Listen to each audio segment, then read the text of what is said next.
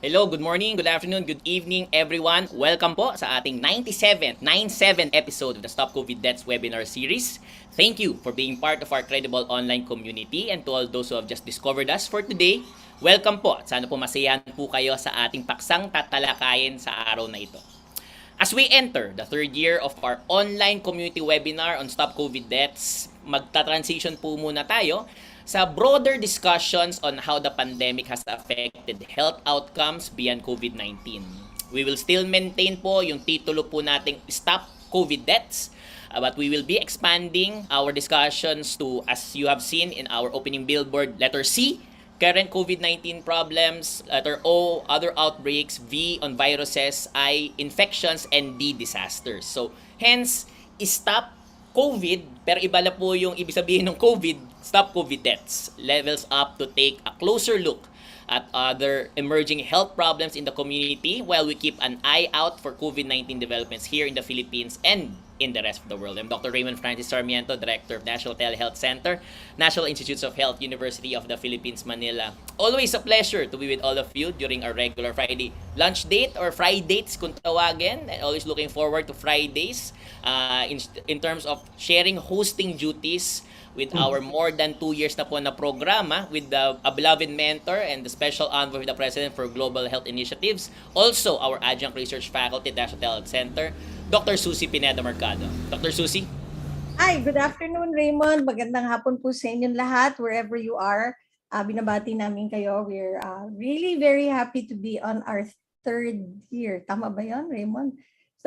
This is the start of our third year, and we're doing a virtual grand rounds today, no? So that means we have a case, we have a patient, we're going to discuss it. And we would like to greet the members of the Child Neurology Society of the Philippines who are watching us today. And Raymond, meron tayong bagong section, no?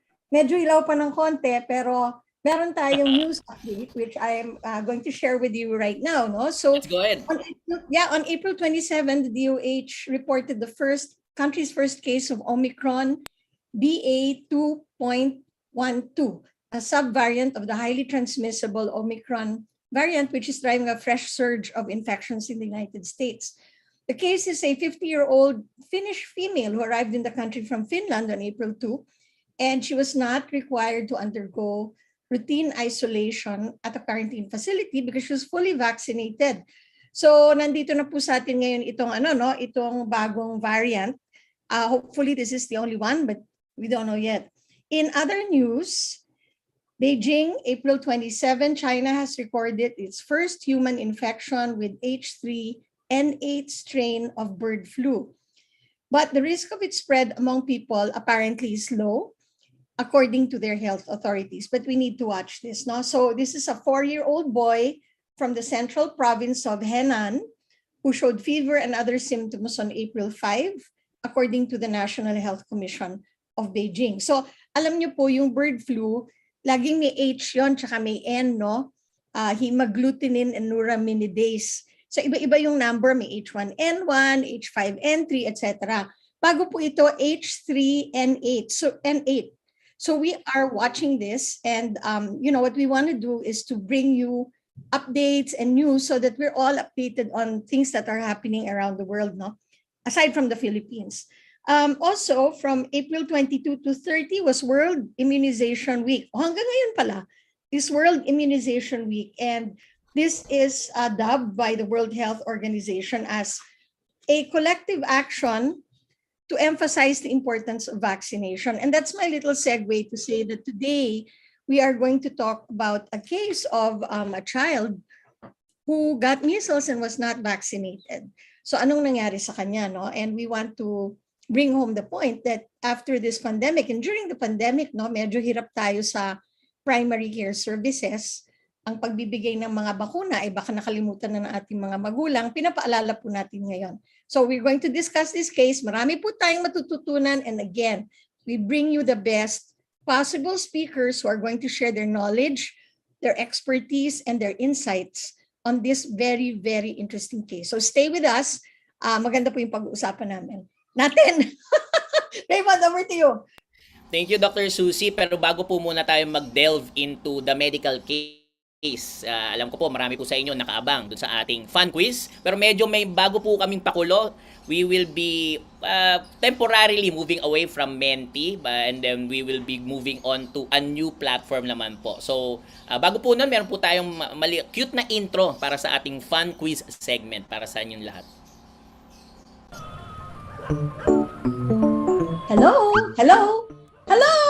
Kumusta na kayo lahat? Hi, I'm Doc Susie, the mini Doc Susie. And I'm Doc Radar, the mini Doc Raymond. Are you ready to have fun?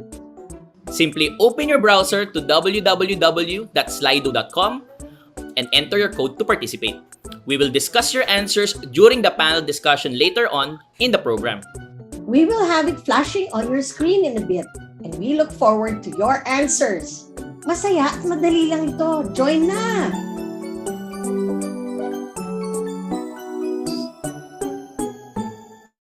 Oy, cute naman yung mga animators. Parang na-meme na natin yung sarili natin. Ano ba yan? O sige, ayan na. Slido.com po. Para So, mabago naman, di ba? We want our audience to have new things to do. Okay, game. That's correct. Bali, ito po ang pumapalit dun po sa ating Mentimeter, but you could also see the questions here if you are logged in the Zoom dun po sa ating poll na title po ay Fun Quiz. We are seeing both being flashed on the screen, but for those who are watching us in YouTube and Facebook, if you could go to www.slido.com and enter the code po 549667 for you to be able to participate. The first question that we have reads, what are the clinical manifestations of subacute sclerosing panencephalitis or SSPE, which is our topic for today?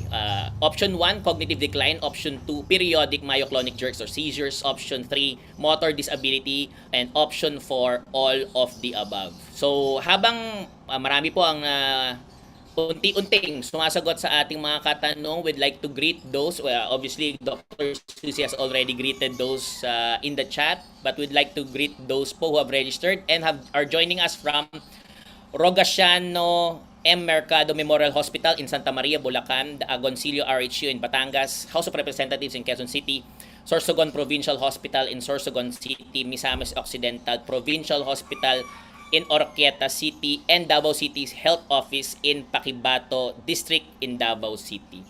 For question number 2, can we have it po sa slide, next slide. Okay, thank you so much.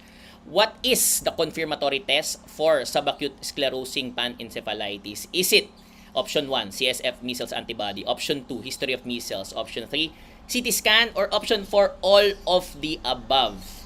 So, hindi tuloy-tuloy lang po tayo, no? We are, again, being watched internationally, especially those from Chuanin Hospital in Taipei, Taiwan, from the Ministry of Health in Bandar Seri, Begawan in Brunei, from Nguyen Tai Hoc Polyclinics in Can Tho City in Vietnam, Prince Sultan Military College of Health Sciences in Dhahran, Saudi Arabia, University of Hail in Saudi Arabia, also in Qasim University, Buraida as well, Lunichi Ali University of Blida 2, and then finally the Philippine Nurses Association from Edmonton, Alberta, Canada. Tuloy-tuloy lang po ang ating fun quiz as mentioned po, no? We will not be closing this. Hindi po namin inaasahan na marami po ang makaka-gets po nito katulad po sa Mentimeter, but hopefully hindi po ganoon kahirap ang transition po natin sa slido.com. As we move on to the next section po natin, again, we will not be closing this fun quiz, but we'd like to address the concerns and the questions po. Those who are asking, certificates of attendance will be given to those who have watched at least 50% of the webinar duration po. Yun po talagang tinitingnan po namin for all of our attendees to be able to check them out. We have already distributed the complete certificates po for our 95 previous webinars. Meron pa pong mailan-ilan. Konti na lang po iyon for webinar number 96, and we hope that we'll be able to send that out very, very soon. Over to you, Dr. Susie. Okay, thank you very much, Raymond. Well, we've got a lot stocked up for you and some very good speakers. We're going to start with our introductory or opening remarks. So we are very fortunate to have with us the President of the Child Neurology Society of the Philippines. Let's please welcome Dr. Adolfo Solis. Dr. Solis, welcome to the webinar. Good afternoon. Good afternoon to all our online viewers and welcome to the virtual grand rounds on the topic Batang Biglang Hindi Makalakad, Seryosohin Natin ang Tigdas. Our discussion for today is indeed very timely as this topic would focus on the importance of immunization in the prevention of communicable diseases. Vaccines are among the greatest advances in global health and development.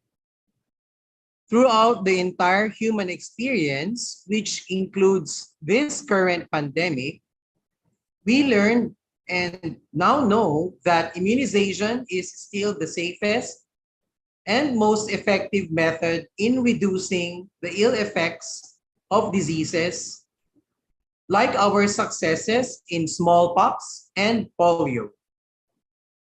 The Child Neurology Society Philippines, together with all health advocates worldwide, is one with advancing the adequate immunization coverage not only for COVID-19, but also for immunization in general, especially for children who are among the most vulnerable in the human population. Congratulations to my alma mater, the University of the Philippines, Philippine General Hospital, in partnership with the UP Manila National Institutes of Health National Telehealth Center for coming up with this worthwhile endeavor. We do hope that everyone would have a pleasant learning experience today. Maraming salamat po.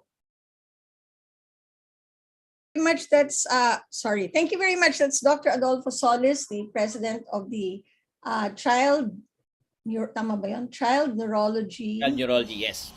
Society of the Philippines. Maraming salamat. And he already mentioned, Raymond, no, how important vaccination is. No, we're taking this up because of the pandemic and other reasons. There could be children out there who did not get vaccinated for measles. Ngayon, sa buong akala natin mild lang ito, no? Pero actually, yung hindi na bakunahan na nagkaroon ng tigdas, maaaring magkaroon ng komplikasyon. So aralin po natin ngayon yan. Okay, That's so correct. Raymond, we're going to go to our we're going to go to a dramatization. Raymond, you cue it. Sige. Uy, nawala si Raymond. Everyone know that our... Can you hear me? Ngayon, I Okay can po. hear you now, Raymond. So, yeah, go ahead. that our webinar can accommodate a maximum of 3,000 participants. We are enjoining everyone to be able to join us in the Zoom for you to be able to experience the full interaction po with all of our speakers and all of the attendees. We are following a standard panel discussion format. We'll have the case being presented and then followed by a set of reactions po from our experts and then moving on to our Q&A session. So, but that is not to say that we will not be engaging with those who are watching in Facebook and in YouTube. If you could put in your questions po in the comment section for YouTube and in Facebook, please feel free to do so. We hope to be able to choose from those set of questions po along with those questions that will be submitted here in the Zoom webinar, so we could essentially upvote them and post them to our expert panel of speakers.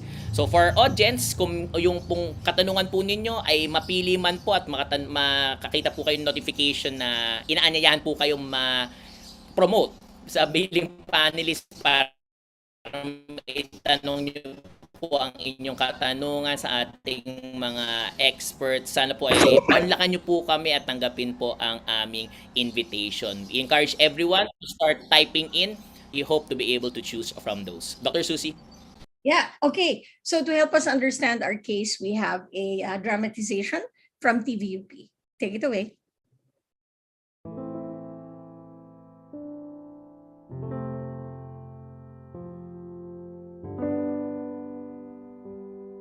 Teresita, an 8-year-old, was healthy and an honor student.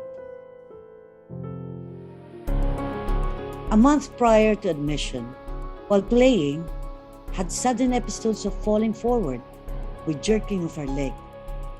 This would happen once or twice a day.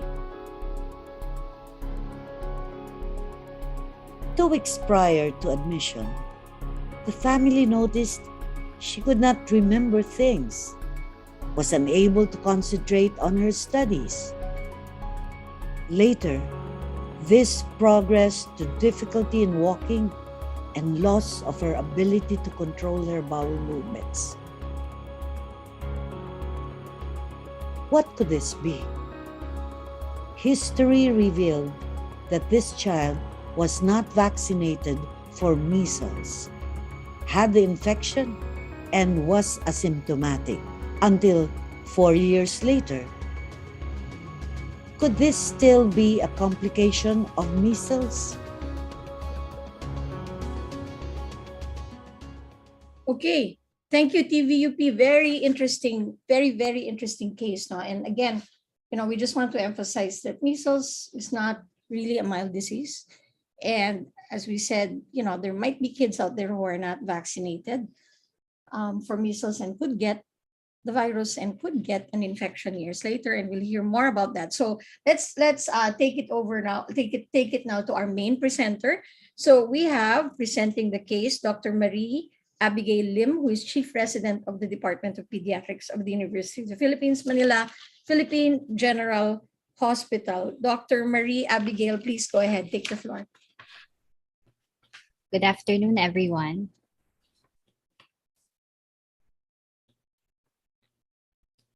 Good afternoon, everyone. I am Abby Lim, one of the chief residents of the UPPGH Department of Pediatrics, here to present a case on subacute sclerosing panencephalitis, a complication of measles. I would like to thank Dr. Alquin S. Almonte and Pauline Rose Torralpalla for the slides. So we're here to talk about DT, an 8-year-old female grade 3 honor student, right-handed Roman Catholic from Binondo, Manila, who presented with myoclonic jerking. Prior to this illness, she was apparently well and independent in all activities of daily living until 1.5 months prior to consult, when she presented with falling forward during playtime due to sudden brief jerking of her right leg, leading to unsteady wide gait and loss of balance. This occurred only 1 to 2 times per day, only during play, and was noticed only by her siblings and not reported to her parents. 1 month prior, this then progressed to involuntary and brief myoclonic jerking, now involving the head, characterized as flexion of the neck, and upper limbs, characterized as extension of her upper extremities. At this time, she had no cognitive decline and no loss of vision, and her symptoms were then noted by her parents. 2 weeks prior to consult, she now had difficulty articulating speech and difficulty concentrating in her classes due to remote and recent memory loss.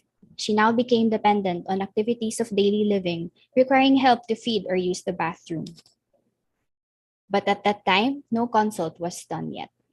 1 week prior to consult, she now had difficulty ambulating and holding objects with her hand. Her verbal output decreased to only crying and moaning, and she even had inability to control urination and bowel movement. This led her parents to bring her to a private pediatric neurologist who advised them to seek consult in a tertiary institution. Her review of systems was largely unremarkable. She has no known comorbidities, but at 4 years old, she had measles. And at 8 months old, she had varicella, after which she was hospitalized for 2 weeks due to pneumonia at her local hospital.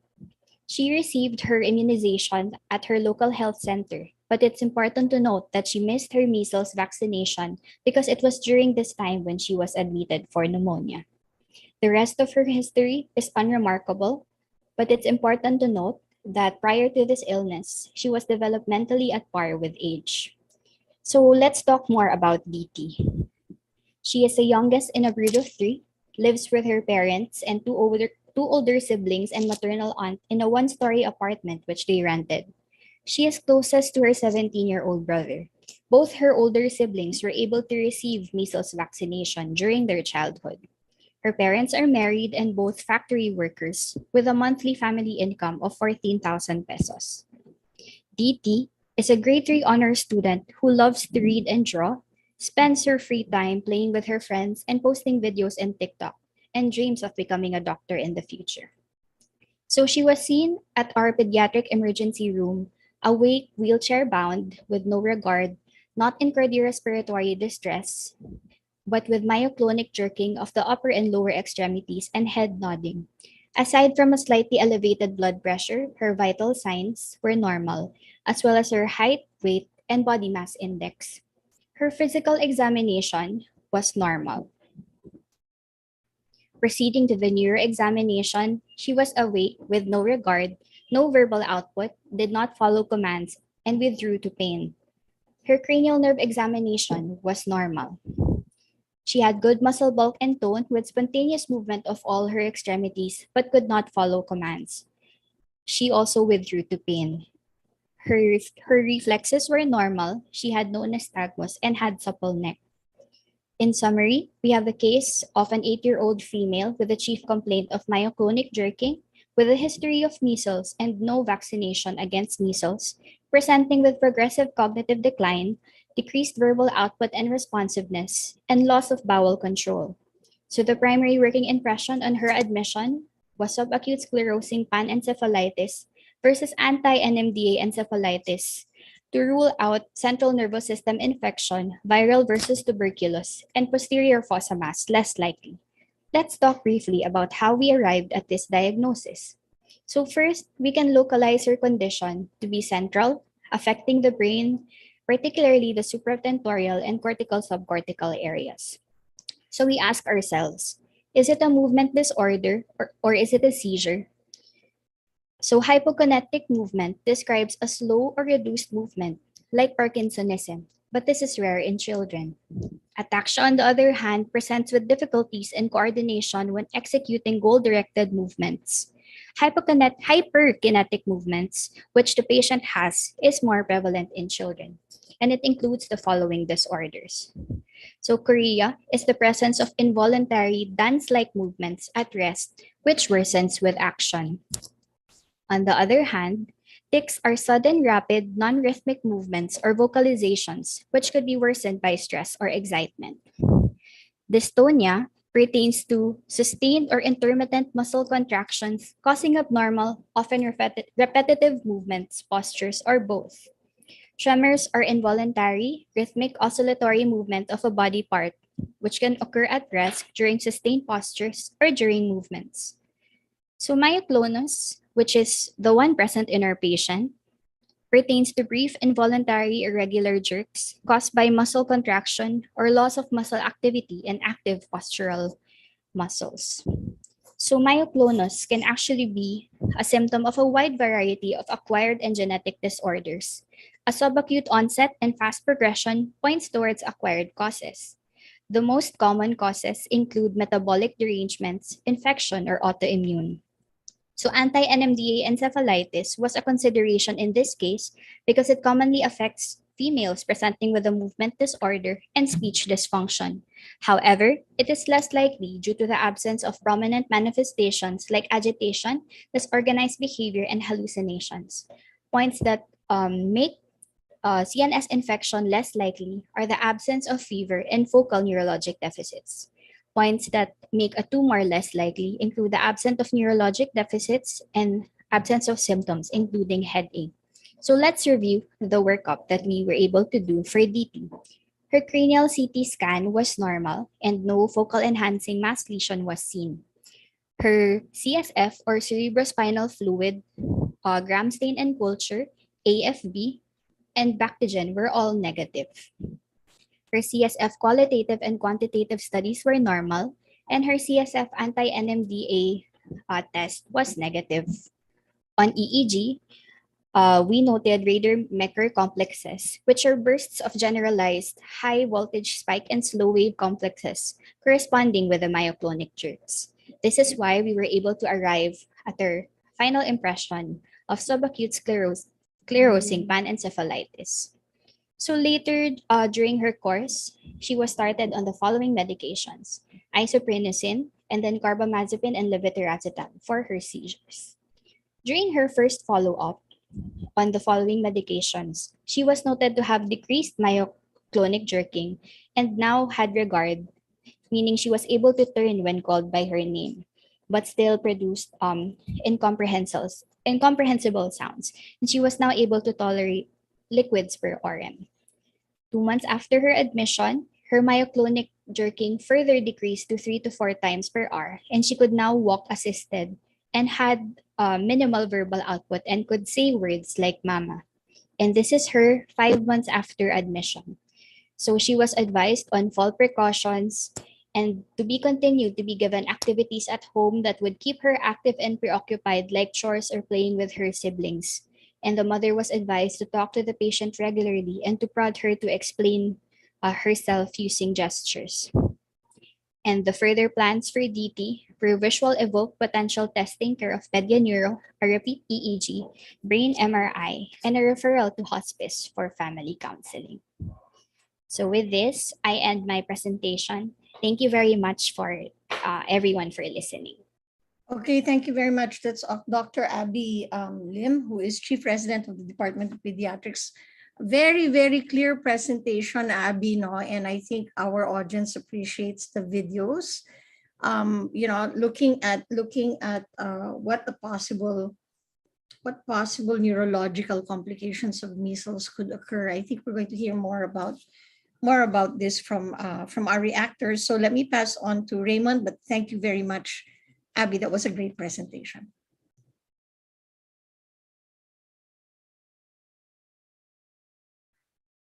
Raymond, naka-mute kaya ata. Thank you, Dr. Abby Lim. Our next speaker naman po is the Chief Fellow of the Division of Pediatrics. Raymond, you're choppy. Teka. Can you hear me? No, naputol ka. Sige, go ahead. Unless Try there's a again. delay. Opo. Try again. Thank you, Dr. Abby Lim. Our next speaker is the Chief Fellow of the Division of Pediatric Neurology. Okay, sige. Go ahead, Dr. Susan. Okay, so nawawala si Raymond. Raymond, lipat ka muna. Our Sige, next speaker po is the Chief Fellow of the Division of Pediatric Neurology at the Philippine General Hospital. First time po sa ating webinar, so hopefully you'll...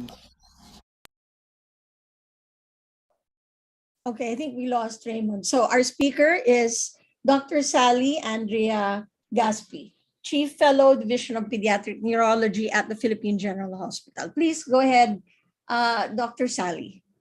Good afternoon, everyone. I am Sally Gaspi, the Chief Fellow of the Division of Pediatric Neurology, and I'm here to delve more into this complication of measles called SSPE.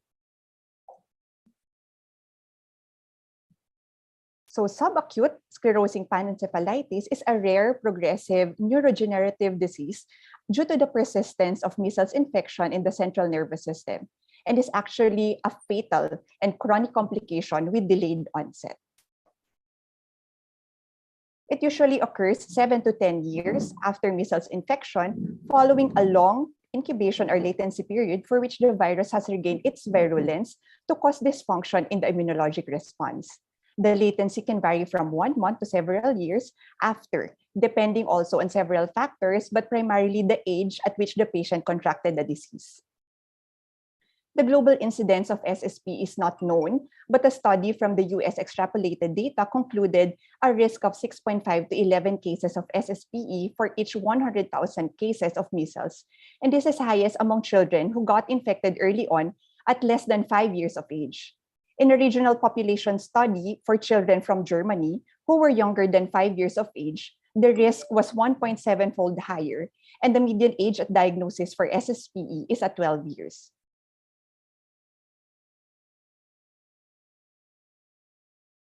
In the Philippines, the Pediatric Disease Registry has recorded 396 cases of SSPE since 2006.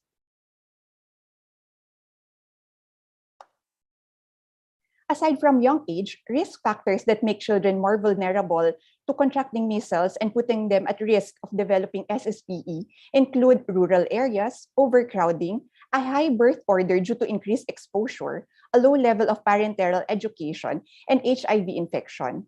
In a local study done in PGH, Other significant risk factors include contraction of the infection at less than 24 months of age, a male sex, no prior measles immunization, and a sibling or a household member who had measles at the same time as the subject did. Let's now go to the viral agent which causes SSPE. So the measles virus is a member of the family Paramyxoviridae. It is described as a spherical envelope particle containing a single-stranded RNA encoding 6 structural proteins as shown in the figure below. The M protein plays a role in viral assembly and budding of the infectious viral particles, while the H and F proteins are for the viral fusion complex involved in the entry of the virus into the host cells.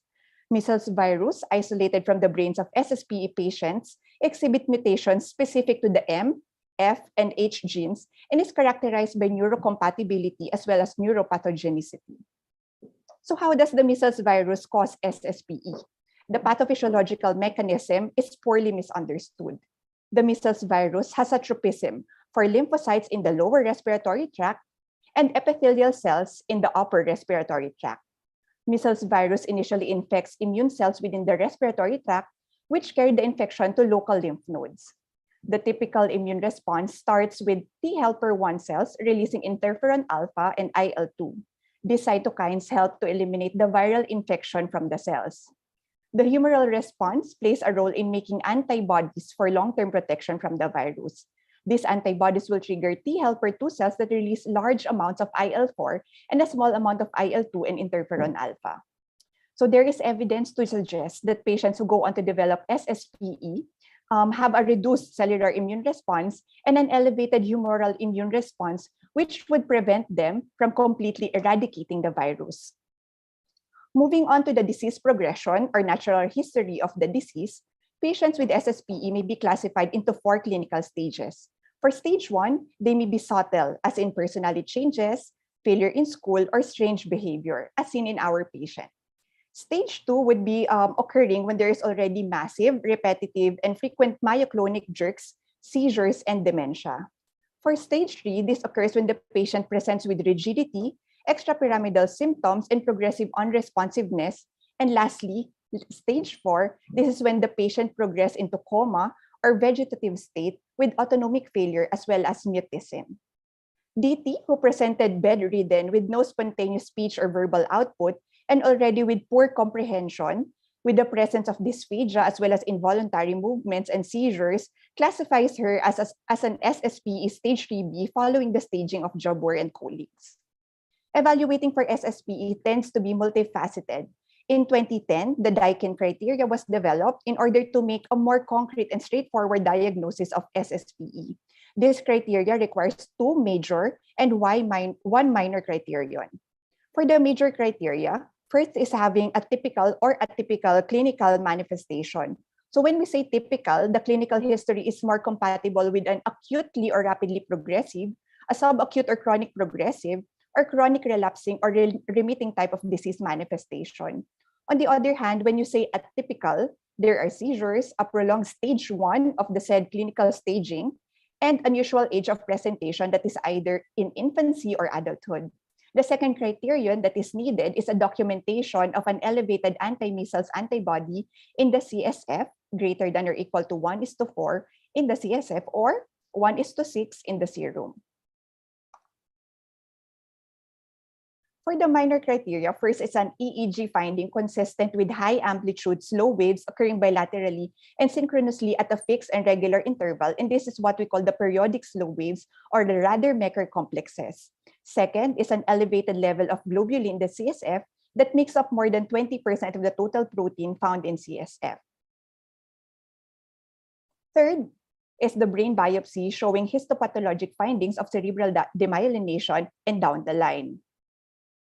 Lastly, molecular testing may be done to identify the genome mutations in the wild strain of the measles virus. In the case of our patient, DT, she fulfilled 2 major criteria by having an acute, rapidly progressive symptoms and an elevated anti-measles antibodies in the CSF with a reference value of 4.9 times elevated from the reference value. She also satisfied 1 minor criterion, which is an EEG finding of burst of generalized high voltage spike and slow waves corresponding with the myoclonic jerks, and this is consistent with the periodic slow-wave complexes typical of patients with SSPE. Imaging can be used as supportive evidence, but is not always with specific findings. During the early stages, MRI of the brain may show decreased gray matter volume, especially within the frontotemporal cortex, in the amygdala and cingulate gyrus. As the disease progresses, hyperintensities on T2-weighted images in the cerebral cortex, in the periventricular white matter, basal ganglia, and brainstem may develop. And then eventually, these images will eventually reveal diffuse cortical atrophy as evidenced by enlarged sulci and ventriculomegaly.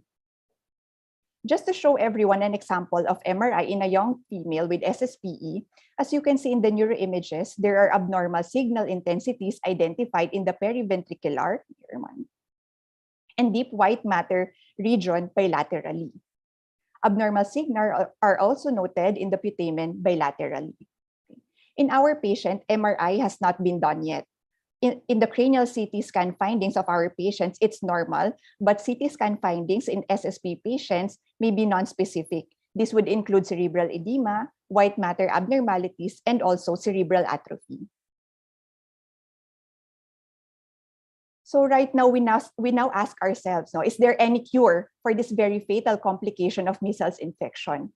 Unfortunately, no cure exists yet for SSPE, and most treatments are aimed at symptom reduction. Studies show that about a third of patients benefit from treatment, and this is manifested as slowing of the disease course, stabilization of the progression, survival prolongation, as well as clinical improvement. Isoprinosine is an oral drug which exhibits both antiviral and immunomodulatory effect.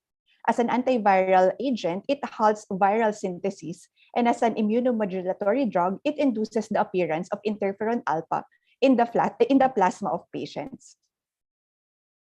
The dosing of isoprinosine is 50 to 100 milligrams per kilogram per day, divided into 3 to 4 doses throughout the day, with a maximal dosage of 3,000 milligrams per day. Collated data from 3 studies have shown that intake of isoprinosine improved clinical symptoms and stopped progression in 11 to 66% of patients, and also an improvement in the 8-year survival of SSP patients to 61% compared to the 8% of those who did not receive this specific drug. Spontaneous remission has also been documented in a small proportion of these study subjects, 4 to 10% of them. However, the mechanism for which it occurred is still unclear. The next drug is the interferon alpha, which is an immunomodulatory agent also administered via the intrathecal route. Interferon has been reported to be effective when used in combination with isoprinosine. A report showed improvement of symptoms in 50% of patients when intraventricular interferons were delivered with isoprinosine. And although this is very useful for treatment, the side effects include fever, lethargy, loss of appetite, and chemical meningitis. In a study in 1993 by Gascon and colleagues, for which PGH was able to contribute study subjects, 8 of the 18 patients had improvement or arrest in the progression of their disease. Another pharmacologic treatment is the nucleotide analog ribavirin. Studies have shown that it mildly benefits patients when used in conjunction with interferon alpha. The target concentration of ribavirin in CSF was set at 50 to 200 milligrams per ml. However, the use of ribavirin needs close CSF monitoring because the toxic concentration is near to its effective concentration also. Although the number of test cases for studies including ribavirin is still small, clinical symptoms improve and the measles antibody titer in the CSF decrease in these patients. In a local study, ribavirin has been given intraventricularly in 16 patients via Ommaya reservoir for a duration of 3 to 6 months and a follow-up of 48 weeks. 6 out of the 16, or 46.15% of these patients, remained stable for the whole duration of the treatment. Minor side effects include transient fever, rash, oral sores, seizure episodes or drowsiness, bladder retention, as well as mild elevation of your transaminases. Another form of treatment is IV immunoglobulin. In a study by Dr. Lukban and colleagues, IVIG can cause a transient improvement in the receptive and cognitive function of patients with SSPE, as there is establishment again of visual regard, a more appropriate emotional response, and attempts at verbal interaction, and decrease in the myoclonic jerking. The mechanism by which this happens includes this listing. However, it was noted that improvement was not sustained beyond 3 months, which may be due to the half-life of the IVIG and a variety of other factors, including the nutritional status, other comorbidities of the child, availability of the nursing care, and provision of medical services. So a retrospective cohort study in 2013 was also done, comparing the clinical outcomes at the 1, 3, 6, and 12 months of patients using IVIG plus isoprinosine versus isoprinosine alone, and the study showed no clinical difference in the response as well as the outcome between two treatment groups from 6 months onwards. However, the study still concluded that the use of oral isoprinosine is recommended as the mainstay in the treatment of SSPE. Another important part of the management is the use of anti-epileptic drug, which controls seizures, myoclonic symptoms, as well as the encephalopathy. Generally, choice of drugs would depend on the seizure semiology, and improvement in myoclonus is best seen with carbamazepine. This agent is considered as a first-line intervention for symptomatic treatment of seizures in patients with SSPE in countries like Turkey and South Africa. And although carbamazepine is known to exacerbate a variety of seizures, including myoclonic seizures, the exact mechanism of action of carbamazepine in SSPE is still not known. Other drugs that you can use include sodium valproate, benzodiazepines, and levetiracetam. So in our patient, she was started on isoprinosine as well as 2 anti-epileptic drugs, carbamazepine and levetiracetam, which were eventually tapered and adjusted accordingly. SSPE is almost always fatal, with high mortality rates reaching 95%. The average lifespan after the initial onset of symptoms is 3.8 years. So prevention is always better than cure. And this saying applies very much in our patient's case. Preventing SSPE is the best option, and this can be done with measles vaccination. The Department of Health works closely with the different small units of the community in order to carry out extensive vaccination programs for our children. In the expanded program of immunization in the Philippines, measles vaccination is included, for which they implement the 2-dose measles-containing vaccine, which will be given initially at 9 to 11 months as a monovalent measles vaccine, and the second one at 12 to 15 months as an MMR vaccine. Booster doses may be given at 4 to 6 years with the MMR vaccine. So I would like to end my talk with this saying from Hippocrates: as physicians, we are here to cure sometimes, we are here to treat often, and to comfort always. Thank you very much. Thank you so much for that extensive presentation, Dr. Gaspi. We hope you'll be able to join us po mamaya sa Q&A session. We will now move on to our set of reactors. Our first reaction po will be coming in from our chair of the PGH Department of Pediatrics. It's really our privilege to have her with us today. Please welcome to your screens, Dr. Marissa Lukban. Dr. Lukban.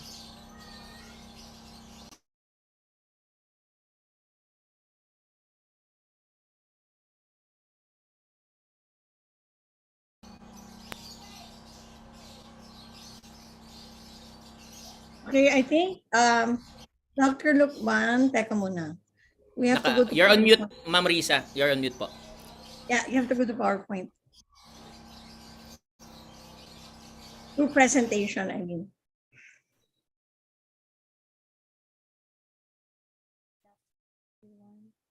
Can you hear me? Okay, nawala siya, Risa. Teka Hello, muna. good afternoon, everyone. There we Hi. go. Okay. Teka, Can your you see my screen is blank. screen? No, it's blank we- eh. I'm Yeah, it's sorry. blank, ma'am. Opo. Now we can see, but you have to go to presentation mode. So, ano bang mas maganda, Raymond? Sa taas o sa baba? Yan, there we go. Okay. Hello. Yan, okay. Thank you so Okay. much. Doc Risa, thank you. Go ahead. Magandang hapon. Gina, can you move this? Good afternoon, everyone. Thank you, Abby and Dr. Sally, for presenting our very interesting case. And I'd like to start by showing this picture. If some of us are still seeing measles, this is a very characteristic rash of somebody with measles. We recognize this to be maculopapular that usually starts at the neck and then progresses to the arms and legs and also to the face. So you've heard our presenters show to you what SSPE looks like. It's very characteristic, and some of us in the neurology would easily recognize this because it has a very typical course. The usual course would be a stage 1 wherein the patient has progressive dementia, and for a child, you will notice that the presentation would be school difficulties and behavioral changes. But what actually brings the physician to see this child is when the child starts to have periodic myoclonic jerks, as in our case. We're not really sure whether there was already cognitive decline prior to the presentation na hindi na siya makalakad, no? But most of the time, what we really see for cases that come to us is that when they start to have these jerks, because now this is visual, and now this is what prompts the parents to bring the patient to a doctor. Unfortunately, like this child, which actually, if you look at the case, is kind of rapidly progressive. In 1.5 months from stage 1, 2 to 3, the patient had progressive motor deterioration, a semi-vegetative state, hindi na siya makalunok, nakahiga na lang, and then would present with seizures. And what we actually notice among our patients is they go into a very long stage 4, a vegetative state, wherein they lost their vision, they lose their hearing, and they become rigid before they go into coma and death. So I'd like to show you a short video just to highlight again how it looks. No, the ones that were presented by Abby were very good. This is actually an Indian. Okay, do you see those jerks? Sometimes this is not actually recognized by parents hanggat hindi na sila nakakalakad. Yun, para lang silang nagugulat. It's so characteristic of SSPE. It can be mild, but it can be strong also like this.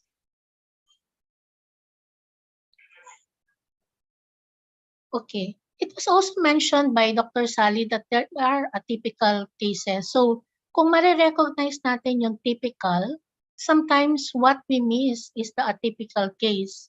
There are several case reports wherein the first symptom is nabubulag lang, visual loss. And then there are also cases, we've had that no, in our cohort of patients. Sometimes they appear like a sudden stroke, like acute hemiparesis. And sometimes that's why the differential diagnosis of our resident at the ER, sometimes they present with an acute demyelinating disease or ADEM. It is sudden onset rather than a slow protracted case. And I do remember missing actually one patient with SSPE because this patient of mine presented to me when she drowned, also near drowning. So I attributed the cognitive decline to hypoxia from drowning. And later on, the patient developed these jerks. And when on workup, we noted that the patient actually has SSPE. So I'd like, Dr. Sally mentioned several of the articles and the work that we have done in PGH. And I'd like to highlight again some of them. If you notice here, these are the several studies we have published on SSPE. It started in the year 1993. I was then just a fellow on training.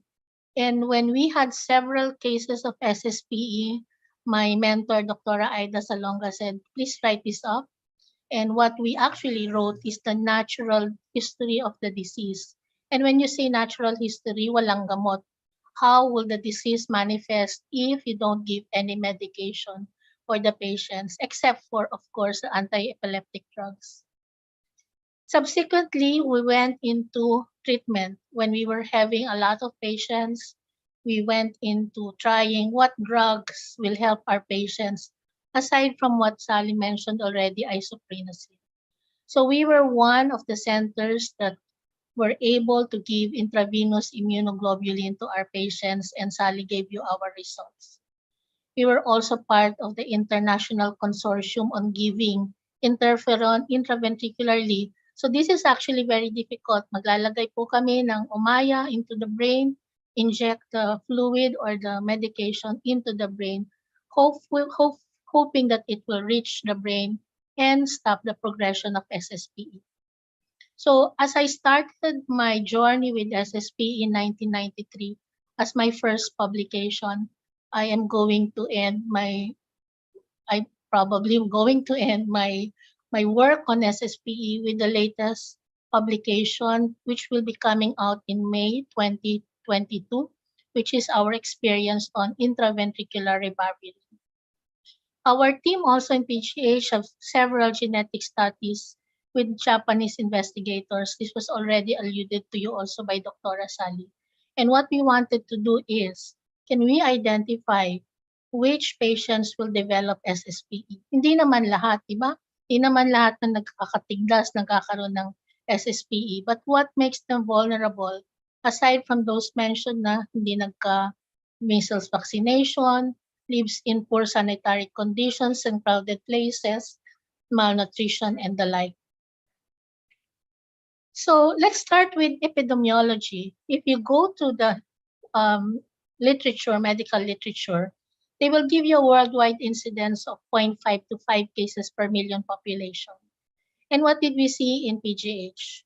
We started a registry in 1999. From 1999 to 2001, that's 3 years, we accumulated 63 cases. So we were having about 20 newly diagnosed cases per year. After that, in 2002 to 2006, a duration of 5 months, similar number of cases. So down to 10 to 15 newly diagnosed cases per year. And if you look at the things that we looked for in this 2-time period, similar number of patients for the different time period. The mean number of patients per year has been dropped down from 20 to 12. The male to female ratio is 1.6:1, although our patient is a female. The mean age of diagnosis is about 10 to 12 years, so usually in the school age group. We had the youngest one, which is very rare actually, 1.5 years in 2001, and 3 years in the period of 2002 to 2006. But we also have adults. Mentioned a while ago, this is atypical for an adult to have SSPE. So we had an adolescent 17 years and later on 24 years old. I'd like to highlight this, the mean age of measles infection, 16 and 18 months. So there are 2 time periods wherein we could have, or the parents could have intervened. We gave a measles vaccination at 9 months, and we try to give them MMR at 13 to 15 months. So even if the child missed measles vaccine at 9 months, she could have had another MMR vaccine, and this could have prevented illness. Measles infection less than 2 years of age is a high risk for SSPE, 48% in the first group and 65% later on. So this is very nicely shown here that from 1999 down to 2006, it was very nice to see that there were less number of SSPE cases. And what was happening? Why is this happening? What can explain this? Is there something that we're doing? And of course, the answer is this one. Okay, if SSPE develops 5 to 10 years after a measles infection, what was happening before 2002 to 2006? So that's about 1992 onwards. The measles coverage was improving. The number of measles was going down until 2004. So this was good news to us. And another good news was the campaign of the late Dr. Flavier, where he started immunizing children door to door, house to house. And the Philippine Measles Elimination Campaign, or what we call Tigdas, which was started in February 2004, wants to vaccinate all children 9 months to less than 8 years, and they must be given exactly on February 2004 through this type of door-to-door immunization. Were they successful? Very nice. And I found this data in the DOH. In 2004, it went down to almost very little in 2005, 2006. But the problem is a very good program has to be sustained. We have to identify when it starts to fail again. And starting from 2009, we saw a slow, steady increase until we have the very famous outbreak in 2014. So again, our government is doing something. DOH is actually doing something. When 2014 outbreak erupted, there's another call for more mass immunization for the Filipino children, such that our aim was to be measles-free by 2017. However, as history goes, we had 21,000 cases with 110 deaths in 2014.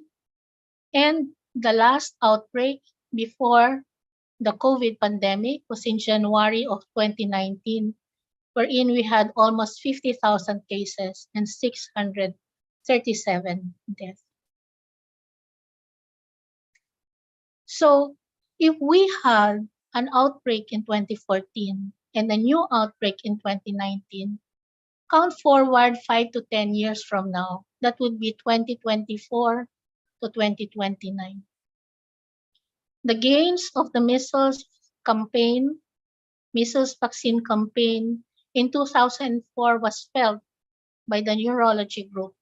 We were seeing less cases of SSPE down the line and through the years. We were now just seeing 2 to 4 newly diagnosed cases per year. And for this patient that was presented to us, I think this was the second for 2020.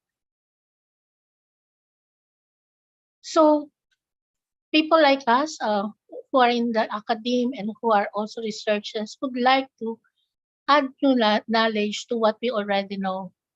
And with collaboration with other investigators, like our Japanese investigators, we wanted to look at the pathogenesis of SSPE. What is it in the virus?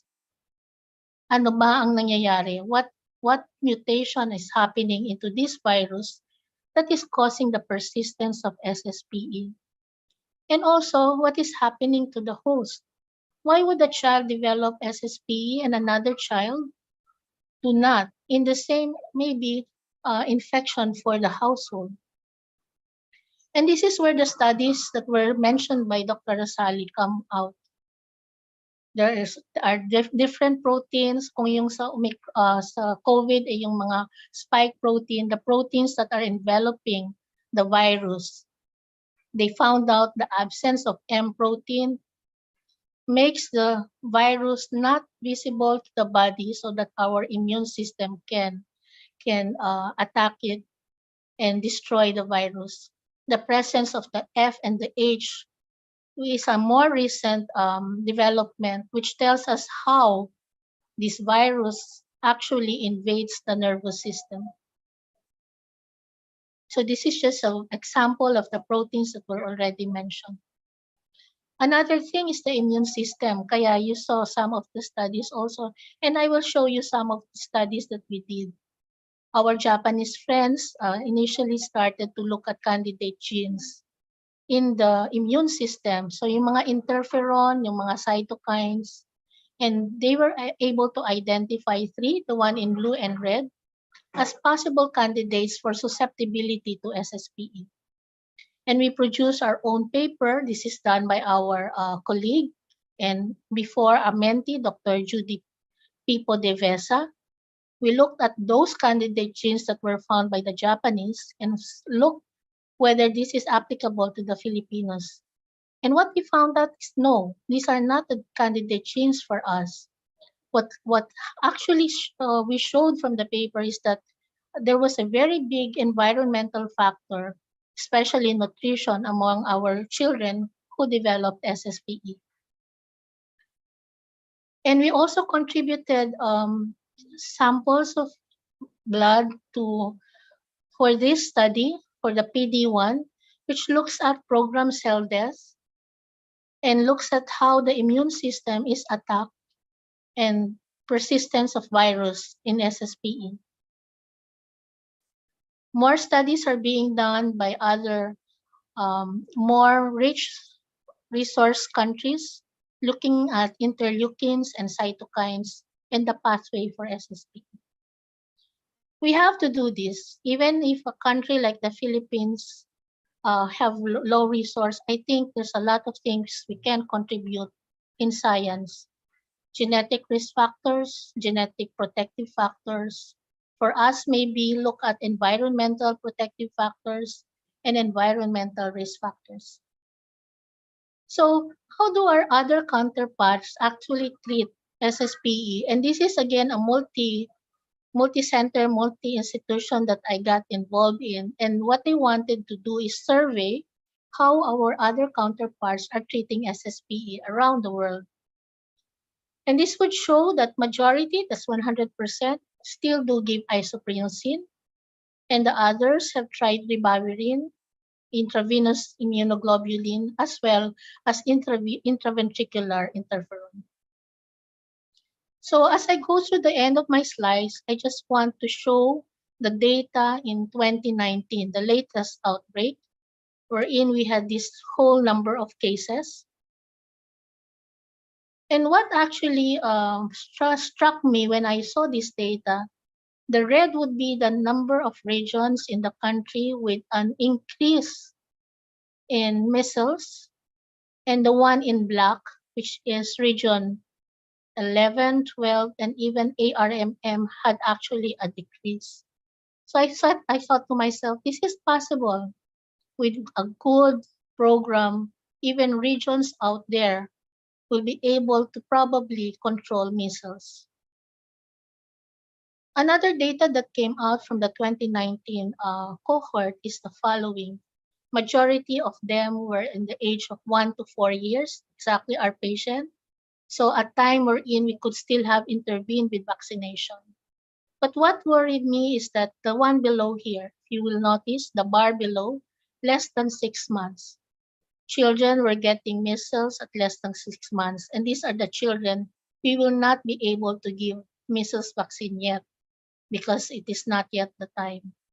And sometimes we have to rethink whether during outbreaks, some children, even below 9 months, might need to get measles vaccination. Okay, so this just proves 60% were unvaccinated in that group that had an outbreak of measles. And if you look at the reason why the patients were not vaccinated, the number one was not eligible for vaccination. So what not eligible means not yet aged 9 months.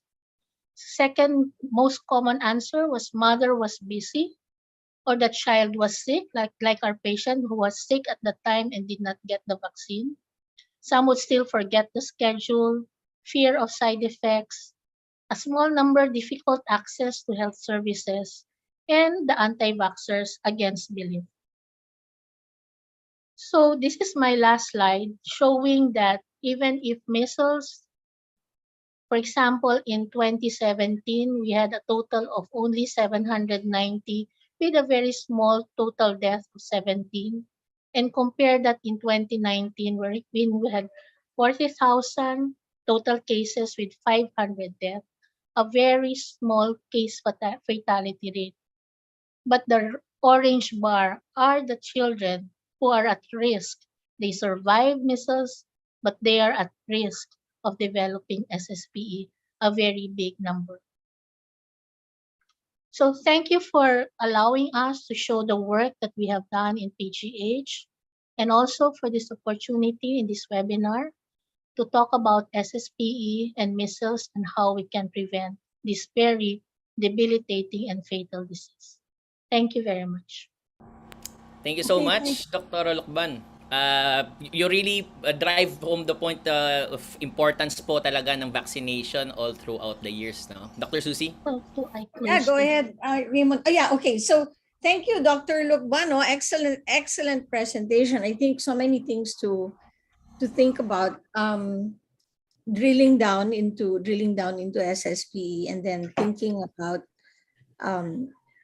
the pandemic, for example, and kids who may not have received their vaccination.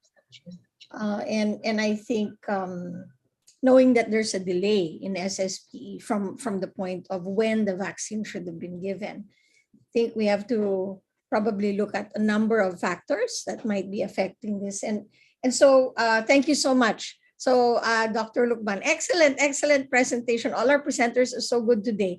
And I know our audience appreciates this. We are now going to call on, okay, so we have from the Department of Health, the National Immunization Program Manager from Disease Prevention and Control Bureau of the Department of Health, Dr. Patrick Tejano. And I think Dr. Tejano will probably talk about this from the point of view of the program.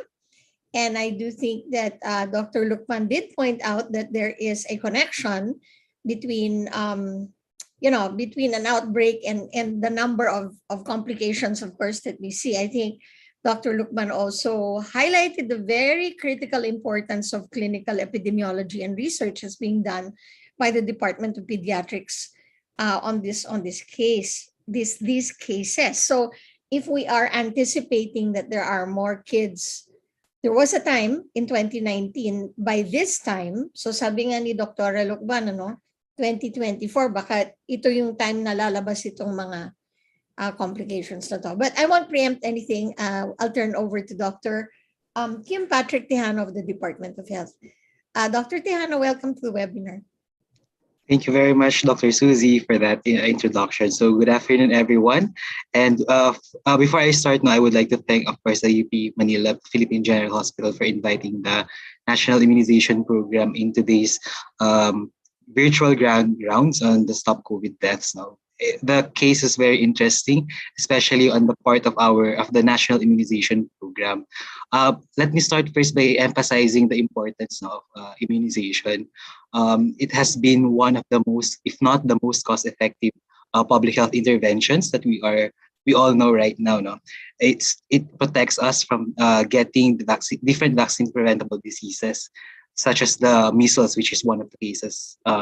Which was one of the diseases that our 8-year-old case was able to contract during her childhood. And I think one important factor that we wanted to emphasize in this case is the timing, and the timing of the measles vaccination and vaccination for that matter. It has been, the case showed that the patient was not able to receive her measles vaccine at the age of 9 months, which is the recommended first dose of the Department of Health on the measles-containing vaccine. And on the side of the Department of Health, that measles-containing vaccine is in the form of measles, mumps, rubella vaccine. And the proper timing and spacing, of course, of the vaccines and the vaccination is one of the ways to ensure the optimal results now coming from the vaccination, from vaccinating with these vaccines. And the recommendations for like the minimum age that a person can receive a vaccine mainly depends and influenced by age-specific risk for the disease. It's age-specific risk also for the complications and the age-specific responses to the vaccines vaccines themselves. And multiple vaccines then also can be administered at a recommended schedule and time using different sites for administration, and considering the chance of the clients to return back to their succeeding doses and for the additional doses and other vaccines that they can get, and their capacity to to receive the multi-dose of vaccines that are available.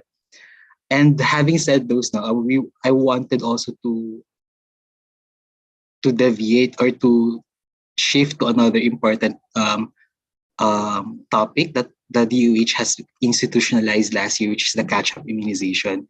The routine immunization schedule for the measles-containing vaccine is usually at 9 months for the first dose and at 12 months for the second dose.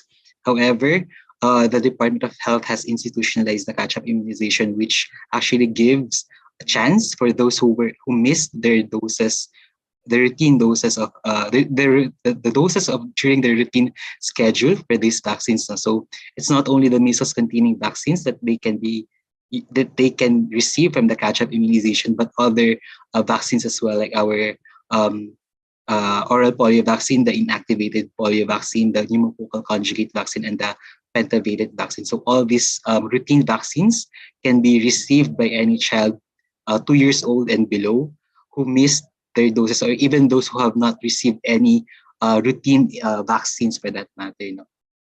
And chiming in with the celebration of the World Immunization Week this week, the Department of Health has also launched its Cheating Vaccination Days. This is one of the campaigns of the Department of Health right now to ensure that those who have zero dose children and those who have missed doses children will be able to receive their vaccines that they were not able to receive during the regular schedule. So it started yesterday, April 28th, and will be continued today. It's a 2-day campaign for 3 months in order for the target of 1.1 million children who were not fully immunized in 2021. And I would also like to share how the vaccination landscape of the NIP was in the previous year, during the pandemic, during the COVID-19 pandemic era. So in 2020, our fully immunized child coverage has dropped to 65%, which is 4% lower than that of our 2019 fully immunized child.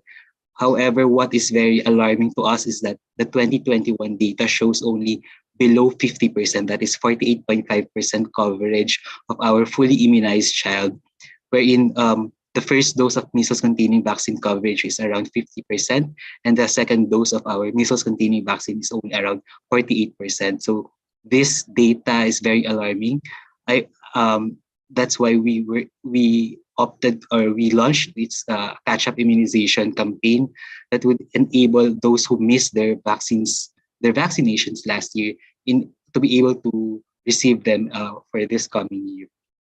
And focusing on the measles, Dr. Lukban earlier showed that there was an outbreak of measles in 2014 and 2019, and with those outbreaks, the Department of Health launched its outbreak response immunization, which was nationwide, targeting 6 months old to 59 months old, and those campaigns, those supplemental immunization activities, were able to reach at least 80% of its target population. However, since considering the very low coverage of our fully immunized child, an outbreak, a measles outbreak is very imminent, either this year or next year. That's why we wanted to become more proactive instead of being reactive and waiting for an outbreak to happen before responding. Before responding to the outbreak. So I guess that would be all from the NIP side now regarding the case of the SSPE. We just wanted to emphasize how important it is for our kids to get their vaccines, not just measles, but the whole every vaccine that is available in the Philippines. Thank you very much.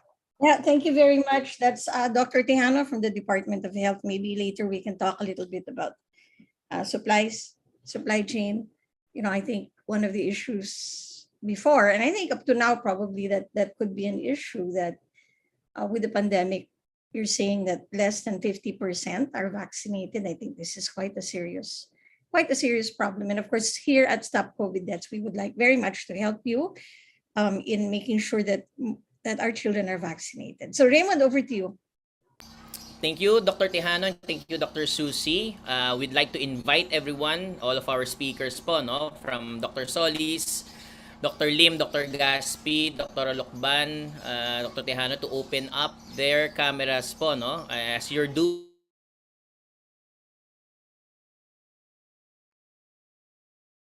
Wala pala. Okay, I think we lost Raymond. Raymond, nasaan ka ba? O sige. So, Hello, ako can you hear din. me? Sorry. Wala ka eh. O sige, ulit. O sige, open cameras It's ba our sila? public service Okay, announcement, Dr. Susie. go ahead. Ay, ate, gusto ko nang lumabas at makipaglaro. Eh di ba magkakasakit daw tayo kapag lumabas? Magpi-face mask naman ako eh. Kahit na, hanggat wala daw tayong injection, hindi tayo pwedeng lumabas at maglaro. Ano ba yan? Takot pa naman ako sa injection. Huwag ka mag-alala. Parang kagat lang daw ng langgam yun. Talaga? Eh, natatakot pa rin ako. Eh di sabay na lang tayo. Pa-injection? Oo, syempre. Loves kita eh. Para makapaglaro na tayo. Dahil mahal ko kayo, magpapabakuna ako. Kaya mga bata, magpabakuna na kayo. Stay safe and stay well. Mga bata, magpasama na sa Bakuna Center. Thank you so much, TVUP. The COVID Communication Public Service Announcement is one of the many creative outputs of the Stop COVID Deaths team to push for pediatric vaccination for children aged 5 to 18 years old. Dr. Susie? Okay, thank you very much. So we've got our panel here, and we're going to go through some of the questions, Raymond. Pero I wanted to start the discussion by asking, maybe asking Dr. Lukman first, no? So I think what we're hearing is that we are on the brink of a possible outbreak of measles because of Yeah. very low vaccination coverage, and you've already hinted in your review of data from 1987, 2004, etc. What do we need to do?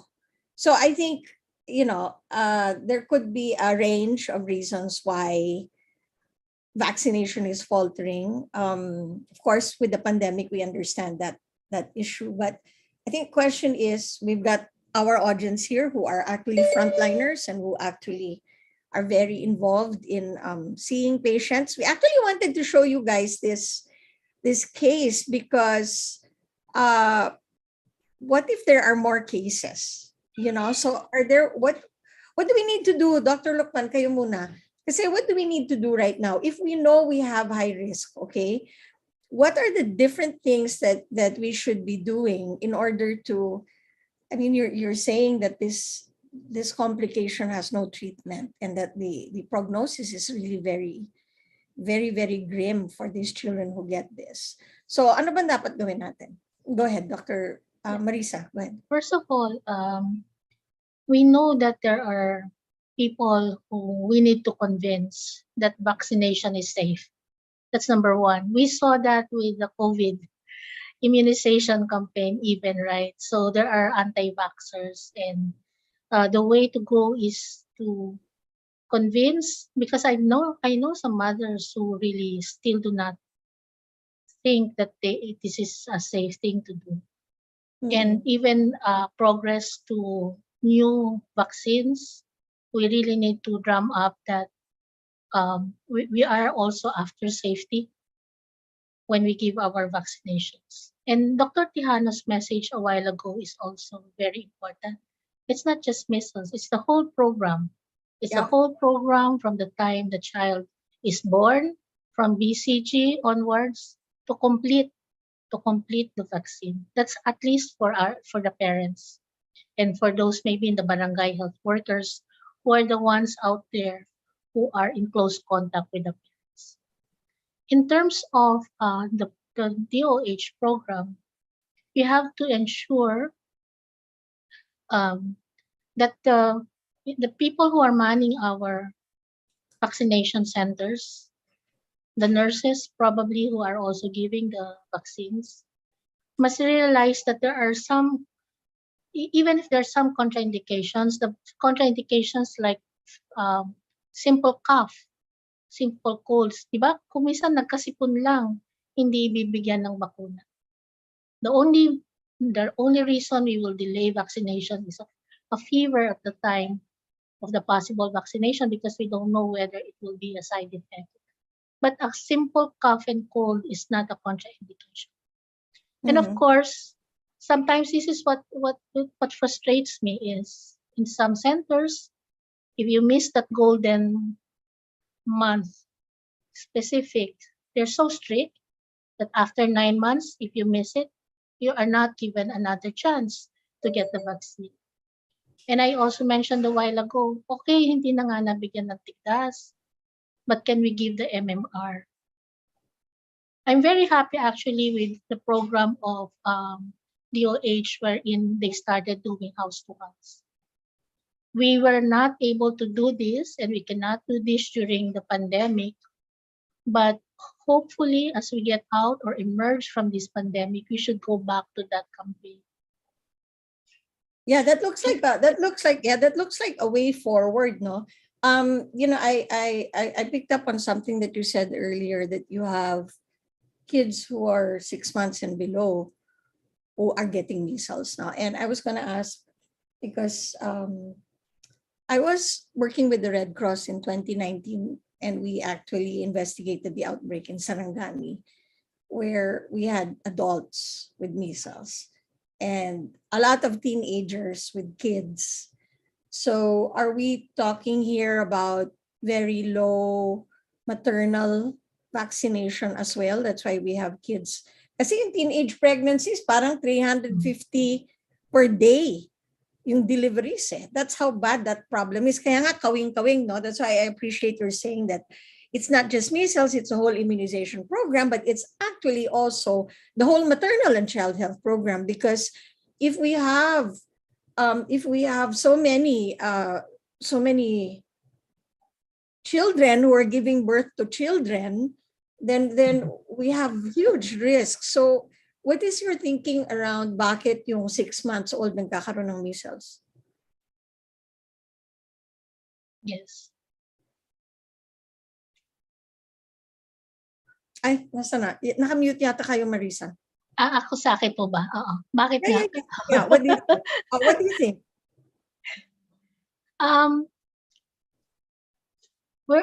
We don't actually know. Maybe we should have added that in the questions we ask when mothers come in, no?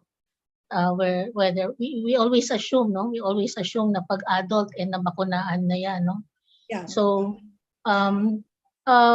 if babies are as young as 6 months are getting measles, then probably the antibody response of the mothers is not very good. And we go back again to how is our immune system responding to illness and viral infection. There's so much studies going on out there, especially with COVID, about these cytokines. And if you go through all the studies one by one, you will see how different the immune regulation is. And that's what's problematic with young children getting, measles, because their immune system is not yet that developed to fight.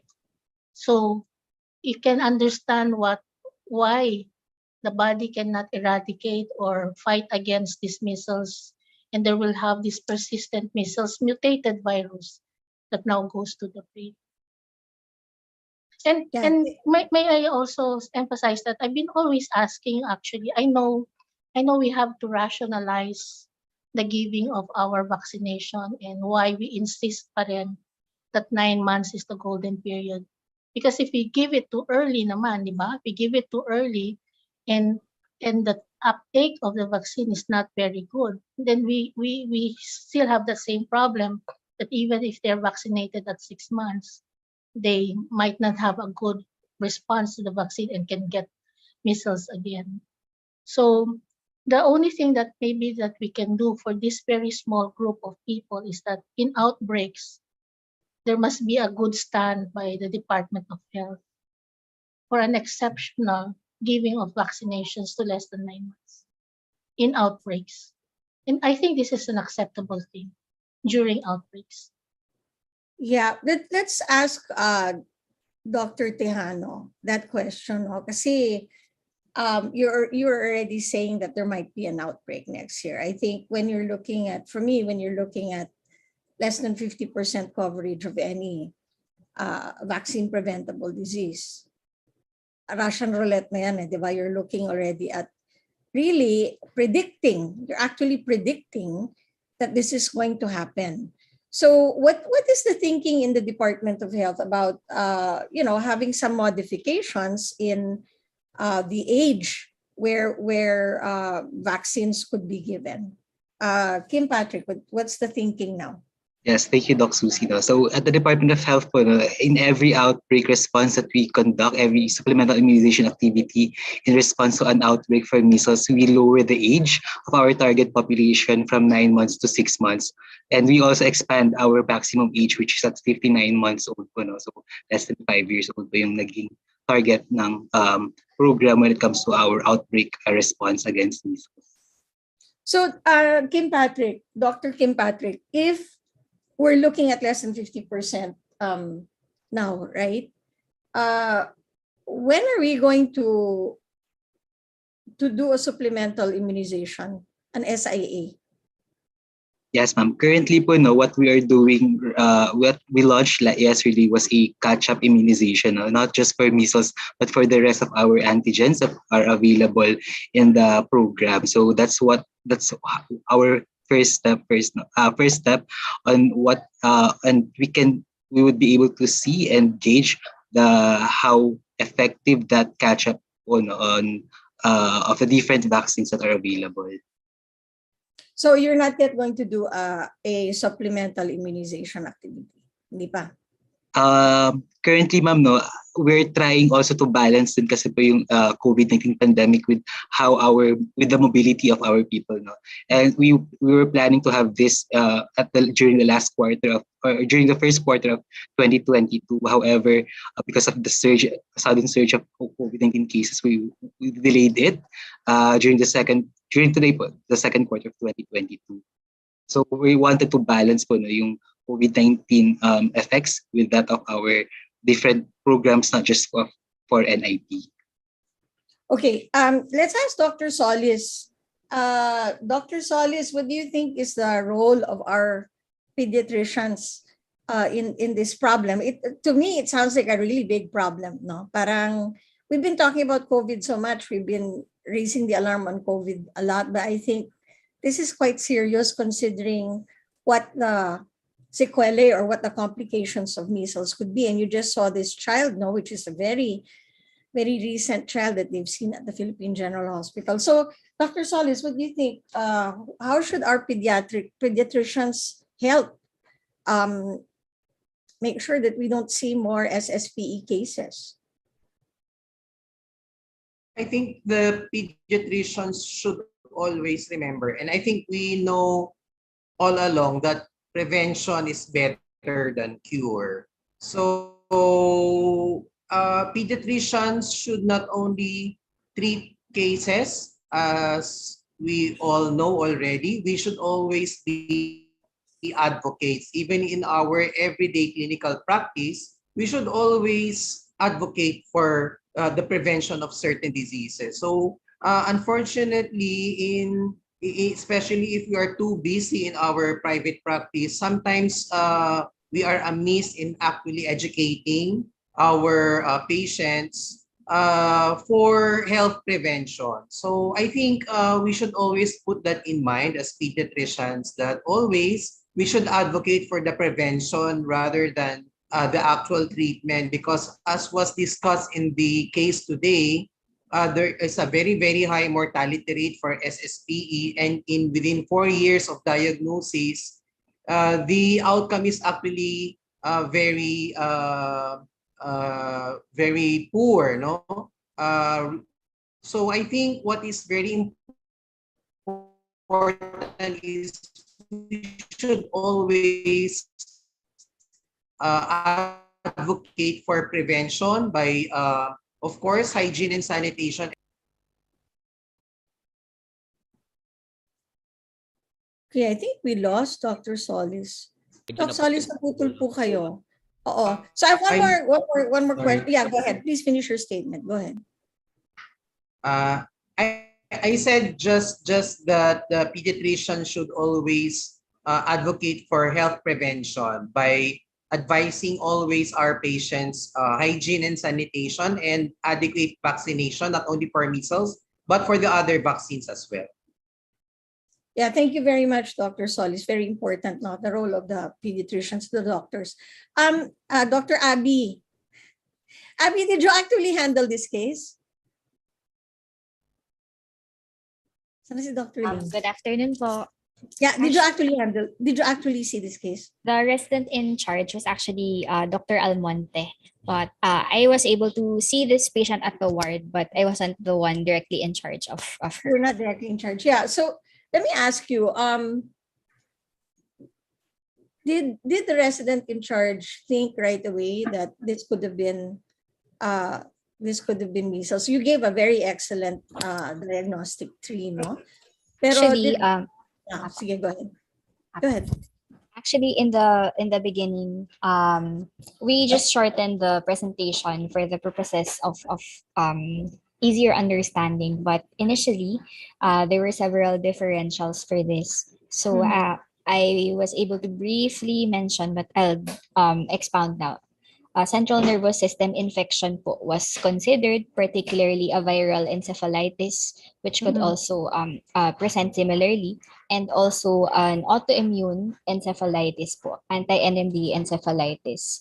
And actually, for this patient, lumbar tap was done to send tests for the following. So on lumbar tap, the cerebrospinal fluid was normal po. So, and then we were able to rule out the infection. And then we also sent for AFB or TB studies, which was negative. And for the anti-NMDA, we also sent for an assay of the CSF or cerebrospinal fluid of the patient, which was negative. Another thing that was considered po was an intracranial mass. However, CT scan was done, which was normal, and there was no mass po. So those were the other considerations. Yeah. So this is more of a reflection or a personal question, Doc Abby, no? Were you surprised that it was measles? To be honest po, no. When I was a first-year resident, I also was able to handle already a case of SSPE. Okay. Actually, and although that was in an older patient, but the presentation was quite similar. Siguro po, maybe it's not automatically or immediately the number one condition we would think of in this case. But at the back of our heads, it's one of the things we considered. And when it ended up becoming SSPE, for me, it wasn't that surprising because it wasn't the first case of SSPE that I was able to see pa. Yeah, so you've seen it before. So what would be your suggestion on how for frontliners who are looking at similar kinds of cases? And I really pray that we don't see more cases of this given the low vaccination coverage for measles. But what do you think? How do you think, our audience are mainly frontliners, they're nurses, they're doctors, they're health workers in the provinces. What's your advice on how training can be geared towards having a higher index of suspicion for this? Because you waste a lot of time on the test. I mean, I don't want to say waste time, no, but what PGH has the ability to do multiple complicated diagnostics. But we know that in the field, we don't have that. So what would be your advice? Of course, thank you for that question po. So of course, before we be able to consider something, we must first know about it. So we still go back to our books. So we make sure that we study well and know these cases. And whenever we see patients, as in any other specialty, of course, we first think of what's most common and what's most what the worst possible diagnosis may be for the patient, and we consider those first. But it's important to have less common cases like this still at the back of our minds, because only by doing so will we be able to consider them if one by one, as the clinical course of the patient unfolds and mukha pong not less likely yung more common ones, then it's important to be knowledgeable about diagnoses like these po. And only then we'll be able to acknowledge these in actual patients and be able to know when we should refer po to more specialized, the patient for more specialized care. Yeah, thank you very much, Dr. Abigail, who's Chief Resident of PGH, Department of Pediatrics. Okay, Raymond, you have a question over there? Thank you, Dr. Susie. Ang nakuha ko po kay Dr. Abby is when you hear hoofbeats, think horses, not zebras. Very, very, very, very up lang po. When you hear hoofbeats, think horses, not zebras. So, yun po yung na Ano ibig sabihin nun? Sandali. Rule out muna natin yung mga common, ma'am, kaysa yung mga hindi po masyadong. Okay. Parang wag muna natin isipin yung... No, but I think part of the message of this webinar is, what if it's not going to be that common? Right? Because we know that the environmental risk factor is there. There's low vaccination coverage for measles. There's a potential outbreak next year. Very scary. So, not really a zebra. I mean, could be a herd of zebras. I don't know. Okay, go ahead. Raymond. Sorry, I'm not being trivial, no? Parang lang, we're just having a light moment. Sige, go ahead. One of the questions that we have po is... Oh yeah, teka. Si okay. Dr. Lukban has a comment. Sige po. May I add for the answer to the question of Susie about how it can be recognized. If you see one, I think this webinar will open a lot of minds, definitely. Yeah. If you see one SSPE, you will not forget it. That's why Abby said, I saw that case in my first year. The movement I showed to you a while ago is a very, very characteristic manifestation. Yung bang nagugulat, natutumba, ganon. We know seizures to be, for those who are not neurologists, nangingisay. They don't do that. They just suddenly have this myoclonic jerky. So one take-home point is, look at this video, look at the things that we showed a while ago. Now that you've seen it presented to you, always remember, if you have that kind of movement, think of SSPE. That's why in that 1999, when we were seeing 20, it wasn't very difficult for the residents to say, SSPE yan, measles antibody, that's all the tests that we need to do. And we're correct. But as the cases were going down and we were not seeing that much, doon nga yung magiging problem, especially for those in the province probably, and general pediatricians who are not neurologists. So, ito, yung at least we expose you to this disease through this webinar, and this is one step to recognizing this illness. I've also mentioned that also this group, as you mentioned before, Susie, paano kung sa Sultan Kudarat, di pa nga nakakita ng SSPE? Worse if they don't present the typical way. I mentioned other atypical ways. How will we put into the differential diagnosis SSPE? Mahirap. But siguro, let's just put into the history taking. Did you get vaccine for measles?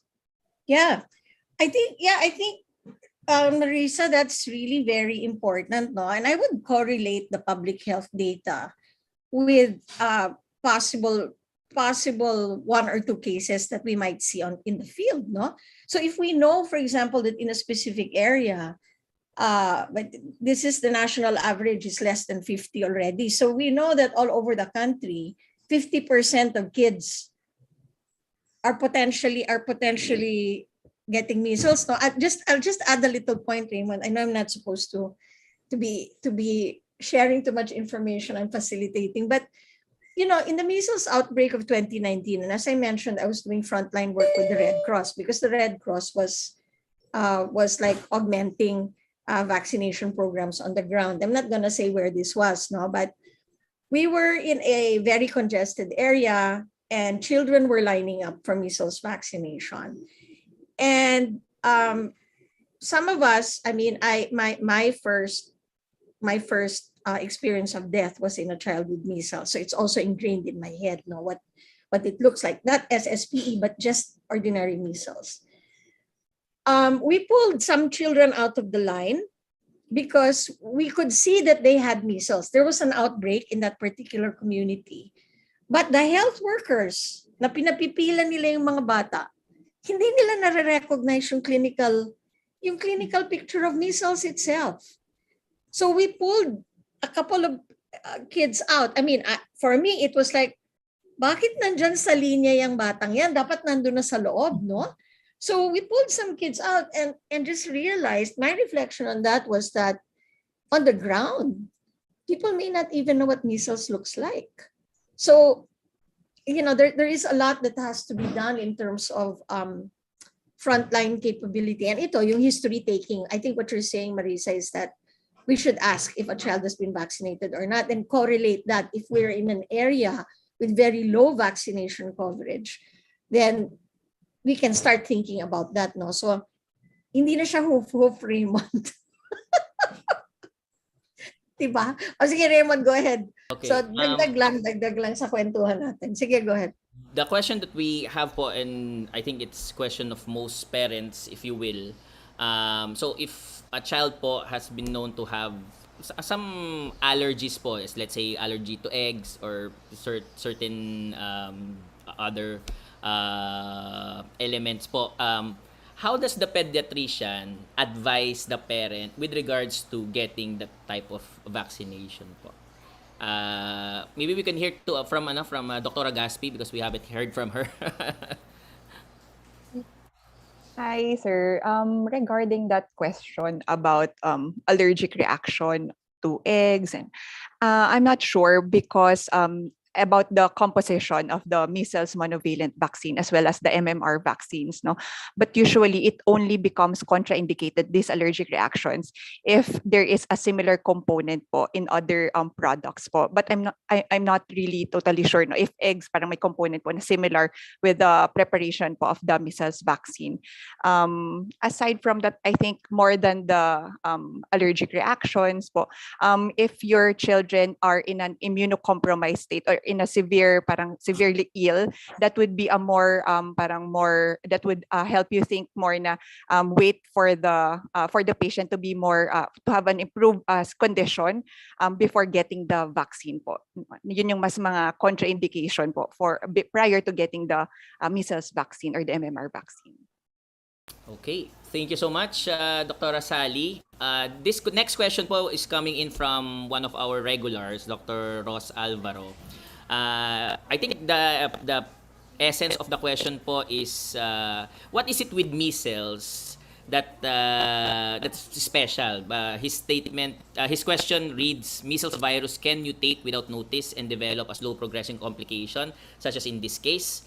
Does that mean that human bodies do not develop very good immunity against measles after infection? Maybe that's how different is it from other viruses in that regard po?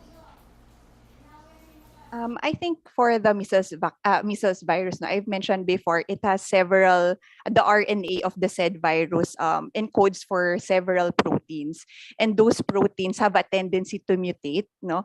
And that would make them more virulent in a special population. No? In particular, what was mentioned and also documented in several studies is that when you get the measles vaccine at an early stage, especially if you're like less than 3 years old, that is the parang highest risk of developing SSPE later on. It's because the immune system as well as the central nervous system are still immature to fight off the said virus. No? So it stays in your system, in the system of the child, and later on it becomes virulent again. Okay, so yung ano no, Raymond, yung sabi natin dapat seryosohin yung Tigdas, no? Yeah. We tend to think na oh mild lang yan, pero you know what we're hearing from our experts now is that you can have these kinds of complications. I think we are going close to the top of the hour, and Raymond, do you want to answer our questions in our anong tawag mo dun sa ano bago Our natin? fun quiz in Slido. And Slido. yes. O sige, Okay. sige, game. And we have that on the screen po, no? Thank you so much. We'll give this time also just a very very short break. Please, for our panelists, please treat this as a short break as you try to come up with your final messages to our audience po, no? But in the meantime, we'll be answering these questions. The first of which reads, what are the clinical manifestations of subacute sclerosing panencephalitis? We'll call in Pediatrics Chief Resident, Dr. Abby Lim, to answer the question po. Good afternoon po. So regarding this question, what are the clinical manifestations of subacute sclerosing panencephalitis? So 82% of our respondents actually answered all of the above, and they are actually correct po. So all of the following could be signs and symptoms of SSP. So very good po for those who answered correctly. Thank you, Dr. Abby. We'll have you answer the next question also, since it's just 2 questions po, no? The next question reads, what is the confirmatory test for SSP? For this one, so again, most of the people answered all of the above, but in this case, the correct answer is the top 2 answers. So it's actually CSF measles antibody at 33%. Because for our patient, as we mentioned earlier, the CT scan was actually normal despite the patient having SSP. So we won't be able to appreciate any specific findings on the CT scan.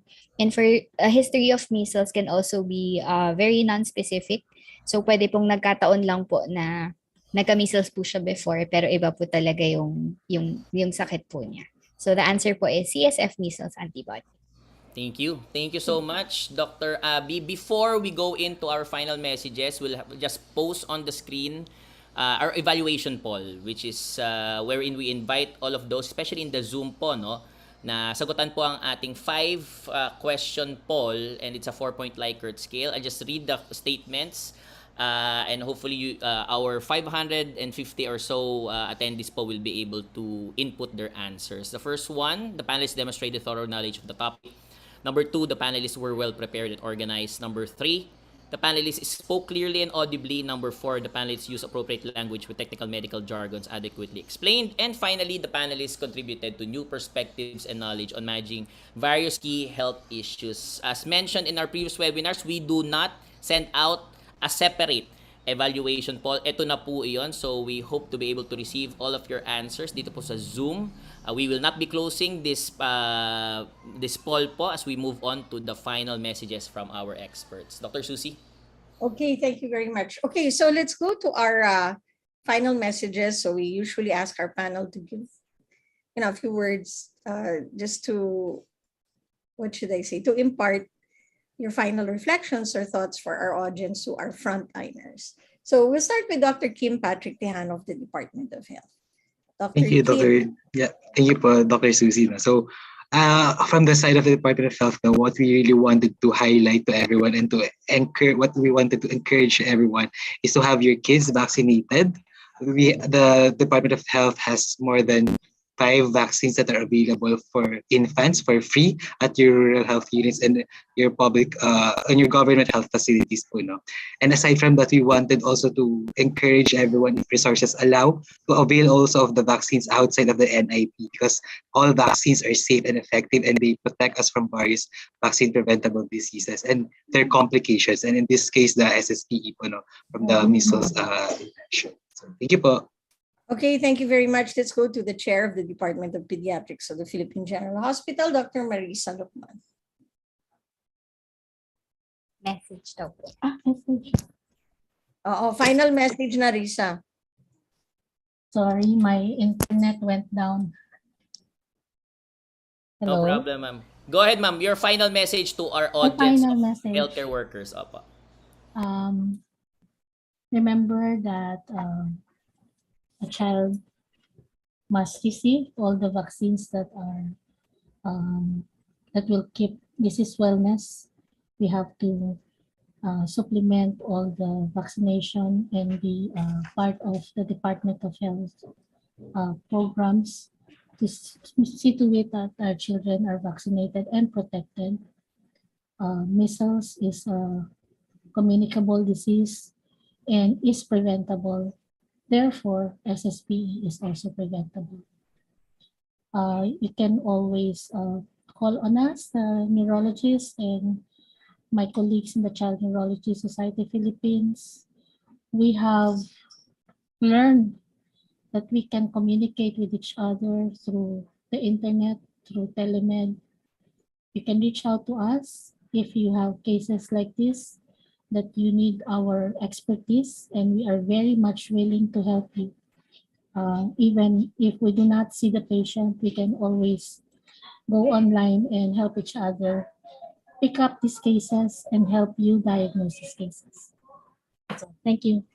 Yeah, thank you very much, Dr. Marissa Lukban, Chair of the Department of Pediatrics, Philippine General Hospital. And I think that's a great idea. Maybe, Raymond, we should think about how we can also, how our program can also be a sort of center for making referrals, no, if there are complicated cases like this where expertise is needed. Okay, so let's go to the to Dr. Sally Andrea Gaspi, who is the Chief Fellow for Pediatric Neurology at the Department of Pediatrics, Philippine General Hospital. Go ahead, Dr. Sally. I think in these times, it is very important to be patient advocates. And what our mentors have been teaching us is to know your patient very well and read on their cases very well. And by doing so, aside from the getting a good clinical history and good neurologic examination, that would lead us to getting the diagnosis of SSPE. And even if we get the diagnosis, we don't really stop there. We continue our management with this patient, and they don't end with the therapeutics. It's like a multidisciplinary care for our patients. Now you involve a lot of services to be able to maximize the growth and the condition of these patients, and to also be supportive of their caregivers who care for these patients. So I think with that, we should all be aware of these kinds of illnesses, and also by doing so, by understanding and knowing these cases, we can also share our knowledge to our non-medical colleagues, and if you share this knowledge, they can refer back to us and help them in the management of these patients. That would be all. Thank you. Thank you very much. That's Dr. Sally Gaspi. Very, very thoughtful response, again, from Department of Pediatrics in PGH. Okay, so our presenter, Dr. Abby Lim, who did an excellent presentation. Abby, what's your parting message for our audience? Thank you very much po for this opportunity again to present. So my parting message would be, I think we're very fortunate that to live in a time with available data such as this, and with the available technology to have vaccines. So I hope that we'll promote vaccinations and make use of all the data, all the available information and resources that we have now, so that we can prevent something that is that can be very devastating for any child, for any family. So since we already have it, let's make use of what we have now, and let's continue to work and to study, so that in the future we may be able to contribute more or help our Filipino children. Thank you po. Thank you so much, Dr. Abby. Again, another very inspirational doctor. Okay, let's have Dr. Adolfo Solis. Go ahead. Nakamute yata kayo, Doc Solis. Thank you very much, Dr. Susie. So as my hello, is my audio okay? You were choppy, but go ahead now. You can start from the start. Go ahead. Okay. So thank you. So as we have learned from this case, I would like to reiterate my statement earlier that prevention is definitely better than cure. So I hope that in the medical community, we will all unite in advocating for immunization and educating our parents regarding the safety and efficacy of vaccines so as to allay their fears and not to add to their anxiety regarding vaccination. So to the organizers, thank you for having me. Thank you so much. Yeah, thank you so much. That's Dr. Adolfo Solis. Okay, so I'd like to thank all our speakers. My goodness, we had such an excellent lineup, really very brilliant doctors today sharing their insights on this one case. And to get this team together, we had the very strong support of our chancellor from UP Manila, who is going to give us the summary for today. So first, Menchit, thank you so much for putting the team together. But now we would like to hear your summary of the case and your own reflections. So go ahead, Menchit. Thank you. So today's virtual grand rounds was opened by Dr. Solis, who emphasized the role of immunization in health in general. Dr. Solis said that the discovery of vaccines is considered as one of the major development in health. And we pediatricians have a big role of ensuring that the children we take care of will have their vaccines at the right time. Today's case is presented by Dr. Abby Lim, and our patient is an 8-year-old grade 3 student who was normal prior to the current illness. Our patient's symptoms started with myoclonic jerks, falling because of the loss of balance, and eventually progressing to difficulty of ambulation, decreased verbal output and responsiveness, and inability for bowel control. The only significant point in the history is that she missed the measles vaccine. There were several considerations at the emergency room, but workup easily ruled them out. And thus, the admitting impression was subacute sclerosing panencephalitis. Our discussant was Dr. Sally Gaspi, and allow me to just focus on certain points. Dr. Sally defined SSPE as a rare progressive neurodegenerative disease due to the persistence of the measles infection. It is a chronic complication with delayed onset and nearly always fatal. It usually appears 7 to 10 years after measles infection with regain of virulence, and latency varies from 1 month to 27 years. It has been reported that 6.5 to 11 per 100,000 cases of measles, and is actually highest in children who contracted measles when they were less than 5 years old.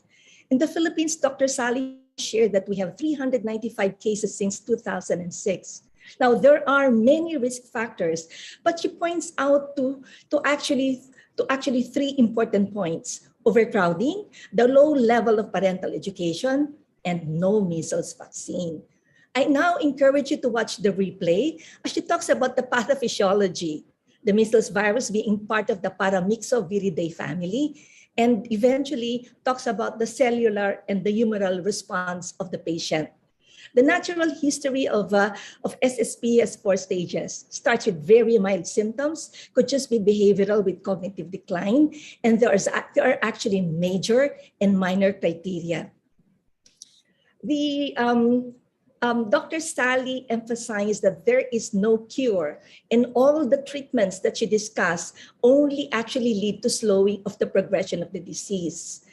Now, once again, she says that prevention is the best, and measles vaccination is the best prevention for SSPE. Our first reactor is Dr. Marissa Lukban, and allow me to highlight her messages to the audience. The first point is presentation of the patient. She said that the first signal to bring a patient, in particular an SSE patient, to a doctor is the onset of the myoclonic jerks because it is very visual. Parang nagugulat, and this can be missed. It can be mild and can also be strong. But by the time you bring the patient to the doctor, the progression of motor deterioration is very fast. Second message of Dr. Rees, we tend to miss a typical case like visual loss or the sudden stroke or acute sudden stroke as in acute hemiparesis. Now, the third message of Dr. Reese, and I think applies to all of the conditions, we need a registry. She emphasized the importance of documenting the cases so that policies can be adopted after getting the data from the clinics. The fourth message is the importance of engagement in researches or studies. And Dr. Reese mentioned that in her lifetime as a neurologist, ever since she was a trainee, she participated on studies on the use of various treatments like the IV immunoglobulin, the intraventricular interferon, and recently, as she retires from the academe, she will still be involved in the intraventricular ribavirin. She also highlighted the importance of genetic studies to understand the susceptibility of diseases. So in other words, we in the clinics and the academe should not stop studying the disease that we have a passion for, because there's so much to be learned, and we have to look at the local cases so that we can give these recommendations to the Department of Health. Dr. Reese gives credit to the DOH program Tigdas, a door-to-door campaign in 2004 for patients 9 months to less than 8 years, wherein this particular program showed a drop in measles. But it's really sad because she continues to point out that very recently there was a sudden rise of measles in the Philippines. And this only means that we will have to be ready for a surge of SSPE in the next decade. Our last reactor is Dr. Kim Patrick from the Department of Health, and he highlighted the position of the Department of Health as far as immunization is concerned. First, immunization is the most powerful intervention for vaccine-preventable diseases. Second, the timing is so crucial to ensure optimal results. And that is the reason why there is an age requirement for the specific diseases. The age specificity is something we must not forget, regardless of whether there is minor illness or there is a pandemic. The third point that Dr. Kim Patrick mentioned is that the family should take advantage of the multi-vaccine doses.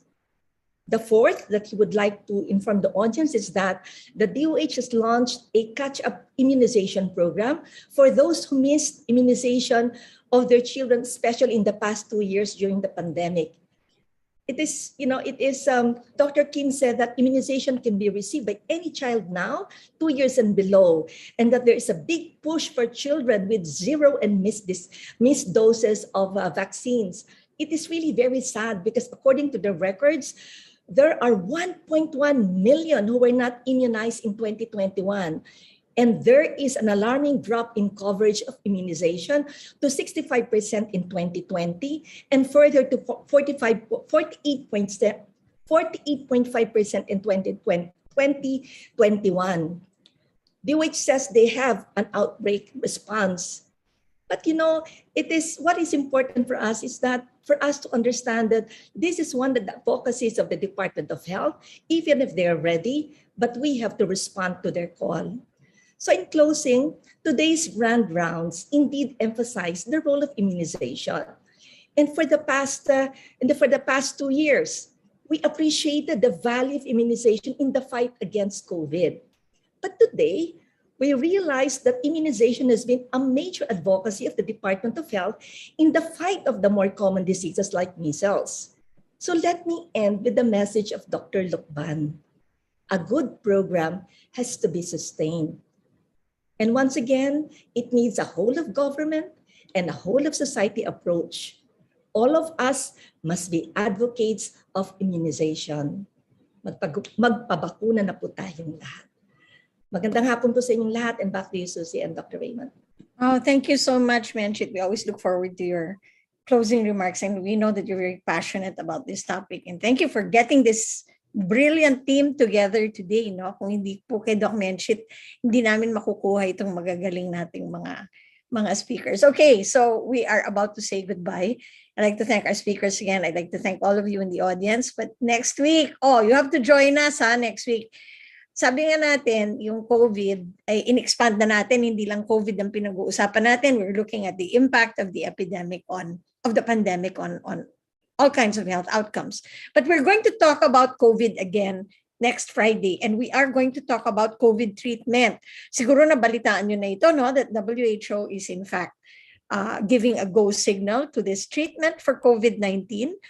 Here in the United States, if you test positive, they start giving you Paxlovid. That is the brand name of the medication that's given. It's an oral antiviral that's given, and it's a combination of nirmatrelvir and ritonavir.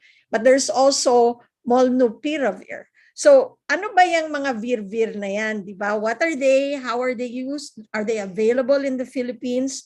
Apparently, the studies are very good that if it's taken right away, the possibility, it's taken at home, right? It's a home medication that's given. So we want you to be up to date. We want you to know what these new developments are. And we'll try to see where the Philippines is in relation to the availability of these treatments that are now being recommended by the World Health Organization. So join us next Friday. Raymond, over to you. Thank you, Dr. Susie, and thank you for another excellent recap from our Chancellor Padilla. Before we end our webinar for today, we understand everyone is very busy. So we have selected presentations, very, very short and consumable po, no? And which we lovingly call SCD Shorts. You can find them if you go to www.youtube.com/TVUPPH. Makita niyo lang po siya just spread out all across in that page, and hopefully you'll be able to watch them. Maikli lang po sila, and be able to learn and as you go through the playbacks po of each of our webinars. We'd also like to thank the very hardworking team behind the Stop COVID That's webinar series. We have already mentioned in our previous webinar that we're very fortunate to have been awarded the 2022 Gold Quill Awards. But hindi po yun mangyayari without our audience and this very hardworking team behind the Stop COVID Deaths webinar series. And then for those who are asking, all of our webinars po are archived in the TVUP YouTube channel. Again, if you go to www.youtube.com/TVUPPH, you'll be able to see all 96 webinars already there. So you could watch it in the playback, and then after this webinar, you'll be able to see webinar number 97. We are also seeing on the screen the results of our evaluation poll of almost 80% of our participants who have been able to answer. At least 92% po ang for all the questions ang nagsabi po na they strongly agree with all of the statements. So maraming salamat po ulit sa inyong lahat, sa walang sawa po inyong pagsuporta. We hope to be able to see you again next week. Medyo nalalapit na po ang ating mga araw sa ating very important national event, and hopefully this adds to a lot of your information gathering with regards to that. We look forward again to your company to our next Friday from 12 noon to 2 p.m. It's a date. Together, we can stop COVID deaths. So keep safe, keep healthy, and see you online.